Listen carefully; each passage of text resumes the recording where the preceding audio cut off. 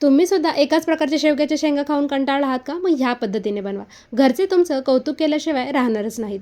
त्यासाठी शेवग्याच्या शेंगाचा अर्धवट साल काढून कट करून घेतल्या आहे. कढईमध्ये तेल, हळद, शेवग्याच्या शेंगा घालून मिनिटभर परतून घेतल्या. त्यामध्ये पाणी घालायचं, मीठ घालायचं आणि 5 ते 6 मिनिट हे शिजवून घ्यायचे आहे. तव्यावर तेल घालून खोबरं तांबूस रंगावर भाजून घ्यायचं आहे. आता बारीक उभा लांब चिरलेला कांदा, आलं, लसूण, कोथिंबीर हे सुद्धा छान भाजून घ्यायचं आहे. यामध्येच कोथिंबीर घातल्यामुळे आपल्या मसाल्याला छान अशी चव येते. अर्धा टोमॅटो घालून तो सुद्धा यासोबतच भाजून घ्यायचा आहे. काढून घेऊया. थंड झाल्यानंतर मिक्सरमध्ये घालायचं आणि छान असं बारीक फिरवून घ्यायचं आहे. सुरुवातीला पाणी न घालता आणि नंतर थोडंसं पाणी घालून हे मिक्सरमध्ये फिरवून घेतलेलं आहे.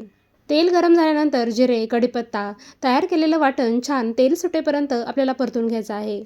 मसाला छान परतल्यानंतर हळद, लाल तिखट, किचन किंग मसाला, धने जिरे पावडर घालून तेल सुटेपर्यंत परतून घ्यायचं आहे. शेवग्याच्या शेंगा, आवश्यकतेनुसार पाणी, मीठ, कोथिंबीर घालून 4 ते 5 मिनिट भाजी शिजवून घ्यायची आहे. एकदम मस्त रंग आलेला आहे. या पद्धतीने एकदा नक्की करून पहा. रेसिपी आवडली असेल तर लाईक आणि फॉलो करायला अजिबात विसरू नका.